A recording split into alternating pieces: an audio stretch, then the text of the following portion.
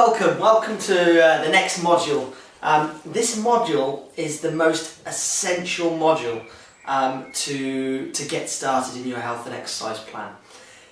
This is the module that can have one of the best impacts on your life. So I'm going to start this module with a warning, and the warning is beware. Warning, what you're about to learn in this next module over this next 20 minutes could seriously improve your health. And it's something that's going to have a positive impact straight away in your life, and you're going to notice a benefit from the moment you start to do it. It's something that can help increase energy levels, help to reduce stress and help people have more restful sleep, leave people feeling more refreshed in the morning, better mental clarity, and overall health can definitely improve by doing this thing I'm going to share with you. So, before I go any further, I want to start off by asking you some questions. And they're very important questions. I want you to consider right now how long you think a human being could live for without moving. So without any movement, form of exercise. Are we talking minutes, hours, days, weeks, months, or years? You'd be right, we're looking at years, yeah? So we know there's many people who haven't moved their bodies or become so obese as well that they can't move, and yet they can often live for many years. Okay, next question. How long do you think we could live for without food and nutrition? And you'd be right if you mentioned, a few weeks or maybe even a month. And we've seen evidence of this in the past with people on hunger strikes, for example, in the 70s in the UK. They were lasting for around about a month, before they had to come back down again. So it depends on the environment. It depends on how much somebody's got already within their body makeup to use as energy. But we're generally around about a month. How long could somebody live for without water? What would you say? And you'd be right if you mentioned. If you thought around a few days would be how long we could live for. And again, it depends on the environment. If we're in a warm environment where we're sweating lots, or a cooler one, but generally, we're looking at a few days without water. How long could somebody live for without breathing? Just a few minutes. Yeah. After a few minutes of not breathing, we get lack of oxygen to the brain, things start to shut down pretty quickly if we're not breathing. So let's all celebrate. Take this moment, I want you to take a huge deep breath in. Yeah, take a breath in. In fact, Sharpie, forget that little bit for the moment, that needs to come later. So, the most important nutrient our body needs is oxygen. Oxygen is the most important nutrient. We can't live for more than a few minutes without it. Then our body's most vital needs is water, yeah? And we can only live a few days without water. How long? And then after that, we're breathing well, we're hydrated. Then, nutrition. Making sure we're getting all the right nutrition the body needs, the highest quality to have the best effect. We're going to be covering that in a later module. And then movement.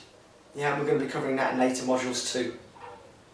You get those four things right, in the right order as priority, then it can make a huge difference to the way human beings perform both mentally and physically. And I've seen that with a number of clients I've worked with. So, let's all celebrate the fact that we can breathe by taking and that we're alive, by taking a huge deep breath in. Go on, go for it. Okay, now, I want you to tune in. This is what most people do when I ask them to do that. They go like this, they go.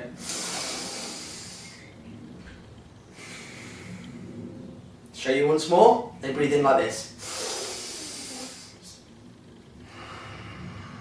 If you're listening to this on an audio, what happens is they've taken a deep breath in and usually their chest lifts and their shoulders rise. Okay? And that's often a sign that someone is doing what we call a shallow breath. It's a short, sharp, more stressful breath. Okay, have a watch of this. Slow diaphragmatic breath. Watch here.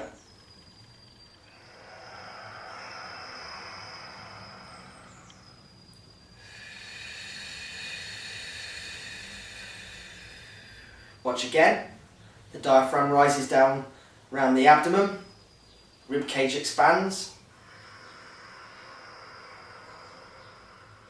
Shoulders staying relaxed away from my ears. Notice how much longer the breath is. How much more relaxing the breath is. How much more deeper the breath is. Okay. So, have a think. Oxygen is our most important nutrient.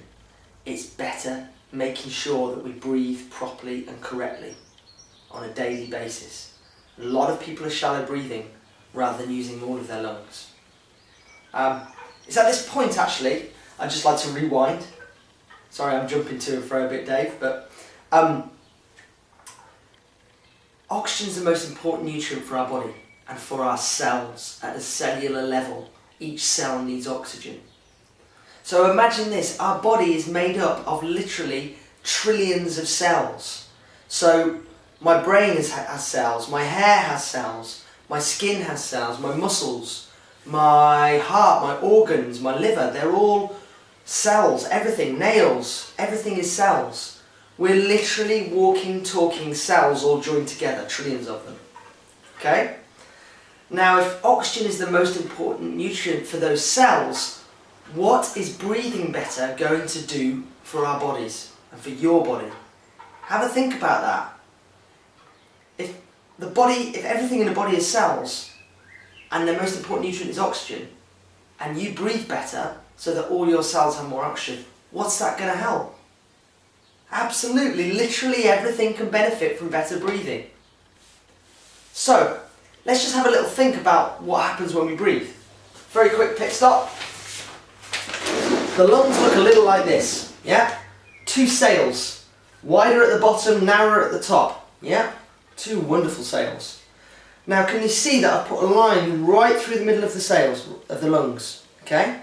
And the question I have is, which is the largest area of the lungs? Is it the upper part of the lungs or the lower part of the lungs?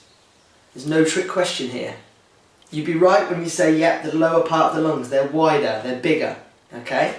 Which part of the lungs do you think we're using when we do this? Mainly the upper lungs. When we breathe from here, and a bit from here too, but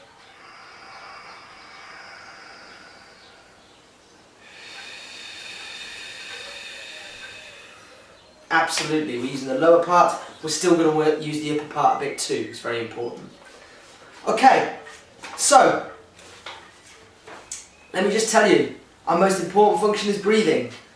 Many people aren't paying attention to how we do it. We go in through every single day breathing, but not really giving any thought to it or any time to practice it. Yet, it is so essential for great health and results.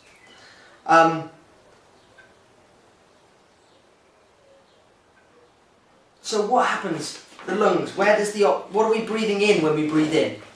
So when we breathe in, we're breathing in, you'd be right, oxygen. Mainly oxygen, a few other things as well, particularly more cities and pollution, etc. But generally we're breathing in oxygen. Take a note, oxygen is delivered from the trees, thankfully. The trees are great at giving us oxygen and taking carbon dioxide out. So, we breathe in oxygen, and when we breathe out, we're breathing out mainly carbon dioxide, yeah? Amongst a few other bits, but mainly carbon dioxide. Now, what is the journey that oxygen takes? So we breathe it in through our nose or through our mouth. It gets down our windpipe into our lungs. And when the oxygen's in our lungs, where does it go then? Okay, it goes into the bloodstream. Okay, so in the lungs, this is where oxygen gets transferred into the bloodstream. And then the blood carries that oxygen. Where? Through the whole body. Through our whole circulatory system. In fact, let's just remind ourselves about how that blood takes the oxygen to the cells. Poof, the heart beats.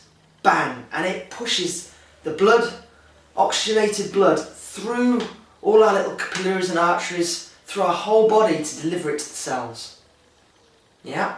And then blood comes back round to the lungs and collects some more oxygen after the next breath, and then the heart goes poof, and pushes it everywhere again. The blood comes back, collects some more oxygen from the lungs, heart goes bang, and that wonderful pump of the heart pushes it around the body 24/7. We're not even thinking about it. But my passion really is to give a bit of thought to it, not all the time, but to give a few minutes every day to think about the quality of breath that we're having.